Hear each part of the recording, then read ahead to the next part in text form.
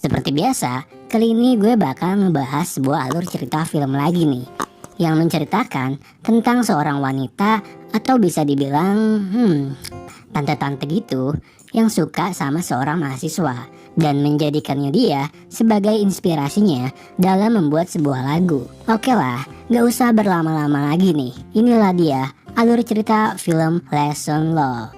Get ready for the countdown. 3, 2, 1, 0.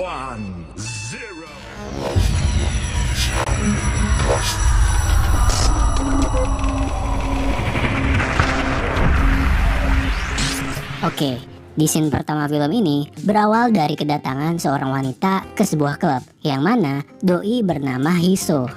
Di sana dia ternyata dapat sebuah kejutan nih dari teman-teman kerjanya, yang sebut aja teman kerjanya ini bernama Jono dan teman kerjanya yang satu ini bernama Jepri. Karena kebetulan ternyata si tante Hiso ini lagi ulang tahun cuy.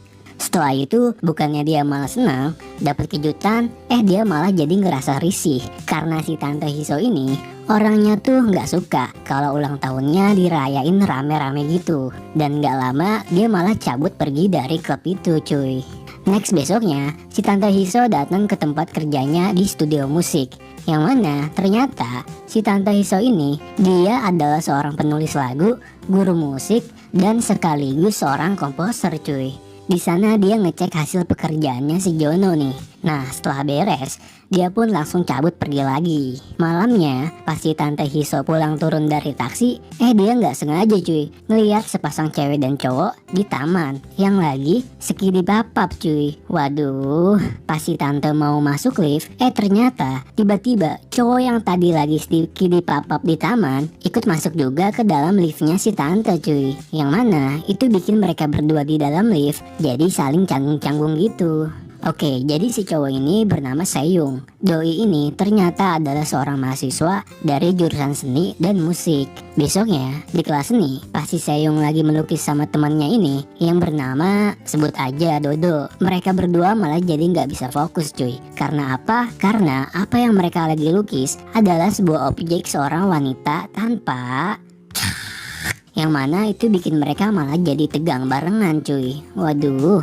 Next di studio musik, pas si Jono lagi ngerekam seorang penyanyi cewek, si Jono ini malah jadi kesel banget karena suara si penyanyinya yang ternyata suaranya itu hancur parah cuy. Nggak jelas gitu lah pokoknya. Gak lama nih datang si tante Hiso yang minta ke si Jono buat dapet penyanyi yang suaranya lebih bagus. Ya seenggaknya enak lah buat didengar. Setelah itu pas si tante lagi sendirian di bar, tiba-tiba dateng nih teman kerjanya yaitu si Jepri, yang kasihan ngeliat si tante yang sendirian aja. Si Jepri ngajak si tante Hiso ini buat pergi keluar sebentar, ya cari angin lah cuy. Gue kirain mereka berdua mau kemana kan, ternyata mereka berdua itu malah mantap-mantap di dalam mobil cuy.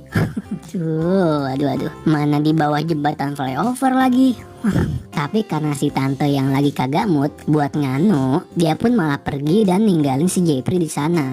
Next pas si tante Hiso lagi belanja di Indomaret, kebetulan aja dia nggak sengaja ketemu sama cowok yang dia lihat waktu di lift itu cuy, yaitu si Seyung, yang kebetulan dia juga lagi belanja di sana. Karena si tante Hiso ini yang penasaran banget sama si Seyung, dia sampai ngikutin dan merhatiin si Seyung gitu. Dan entah kenapa setelah si tante Hiso ini ngelihat si Seyung, dia jadi ngerasa dapat sebuah inspirasi gitu cuy buat bikin lirik sebuah lagu. Besoknya si Seyung sama si Dodo lagi main basket kan. Setelah itu mereka istirahat nih dan nongkrong di depan Indomaret cuy. Tiba-tiba kebetulan aja si tante Hiso ini lewat di depan mereka berdua, yang bikin si Dodo ini malah kagak fokus. Sementara itu si Seyung malah ngerasa kalau dia kayaknya pernah ngeliat cewek itu waktu di lift. Gak lama si Seyung dan si Dodo pergi. Mereka masuk ke sebuah gedung gitu, yang ternyata di dalam gedung itu ada acaranya si tante Hiso nih yang lagi ngadain jumpa pers di sana buat membicarakan tentang bagaimana cara bermain musik piano. Si Dodo ngeliat kan kalau ternyata ada si Tante Hiso di dalam. Gak pakai lama, mereka berdua langsung OTW masuk cuy. Pas si Tante Hiso lagi ngebawain materi, si Seyong ini malah kagak fokus karena dia malah ngeliatin bodinya si Tante yang semelehoy. Karena pikirannya dia yang semakin omes, si Seyong malah berhalusinasi yang enak-enak sama si Tante cuy. Dan karena udah gak kuat juga nih, si Seyong akhirnya pergi ke kamar mandi cuy. Waduh, pasti mau. Selesai dari acara itu, mereka berdua ketemu sama si Tante Hiso ini. Dan sekalian mereka yang mau minta nomor WA si Tante. Pakai modus kalau mereka berdua tertarik buat belajar main piano. Next, karena si Dodo udah dapet WA-nya si Tante Hiso, dia pun langsung nyoba telepon dong. Ternyata pas ditelepon nomornya kagak nyambung cuy. Dia malah jadi kesel karena dia ngerasa udah dibohongin dikasih nomor palsu sama si Tante Hiso. Nah malamnya di kamar si Seyong megang kertas gitu kan, yang mana ternyata itu adalah nomor WA si Tante yang asli cuy. Jadi nomor WA yang ditelepon si Dodo tadi itu adalah nomor telepon palsu yang diganti sama si Seyong nih. Waduh, pinter juga nih bocah ya. Pas si Seyong coba telepon, ternyata diangkat nih sama si Tante. Tapi karena dia masih ngerasa malu-malu, malah dia reject cuy. Gak lama dia malah ditelepon balik sama si Tante Hiso yang nyuruh si Seyong buat langsung ke rumah si Tante aja buat belajar main piano. Gak pakai lama dong, dia pun langsung OTW cuy. Di sana si Seyong malah makin gak bisa fokus karena ngeliat si Tante yang pakai baju tipis banget. Dan dia juga gak sengaja ngeliat si Tante Hiso yang lagi ganti baju gitu. Si Seyong makin gak kuat iman nih pas tangan si Tante megang tangannya ngajarin main piano. Lagi enak-enak kan, tiba-tiba emaknya si Seyong nelpon nyuruh si Seyong buat pulang ke rumah.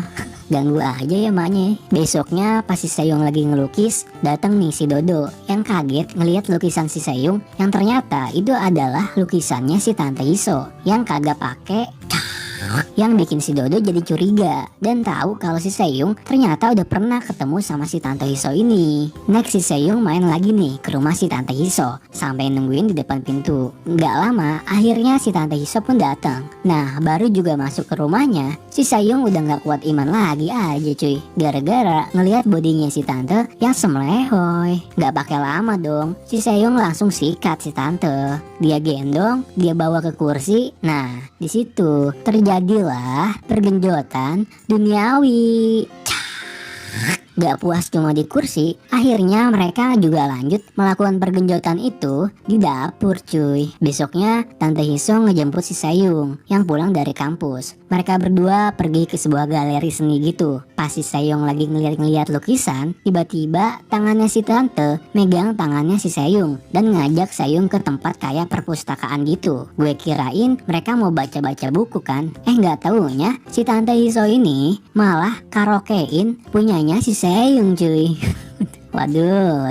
Setelah pulang, di lift si Seyong nanya kan ke si Tante kenapa dia mau ngelakuin ngandu-ngandu di tempat kayak gitu. Si Tante Hiso jawab kan, dia bilang ya karena biar gak bosan aja. Dia bilang juga kalau semakin tempatnya berbahaya itu malah bikin makin seru cuy. Besoknya di studio, si Jono kelihatan seneng gitu karena ternyata lagu baru yang dibuat si Tante Hiso itu bagus banget. Yang mana lagu itu dibuat karena terinspirasi dari si Seyong. Sementara itu si Jeffrey nih kelihatannya malah gak seneng gitu cuy. Si Jeffrey juga gak suka dan tahu kalau si Tante Hiso punya hubungan sama seorang mahasiswa, yaitu si Seyong. Next di halte, si Seyong ketemu sama temen ceweknya yang bernama Jessica yang nanyain kabarnya si Seyong dan khawatir kalau si Seyong takut dikeluarin dari kampus karena si Seyong ini ternyata udah seminggu cuy nggak masuk kuliah. Parah nih emang nih bocah ya. Sementara Tante Hiso yang berniat mau ngejemput si Seyong jadi ngerasa cemburu gitu cuy. Soalnya kebetulan pada saat itu si Seyong kelihatan lagi sama cewek lain nih. Dan akhirnya si Tante malah nggak jadi buat jemput si Seyong. Ketika si Tante pulang, ternyata ada temennya nih yang udah nungguin dia di depan pintu cuy. Karena temennya yang udah nggak kuat iman, nggak pakai banyak bacot, si Tante Hiso langsung disikat cuy. Sementara itu si Seyong gelisah nih karena udah seharian nggak ada kabar dari si Tante Tante Hiso. Akhirnya si Sayung OTW ke rumahnya si tante. Pas sampai rumahnya dan masuk ke dalam, si Sayung gak sengaja nih ngeliat si Tante Hiso yang ternyata lagi bergenjotan sama cowok lain.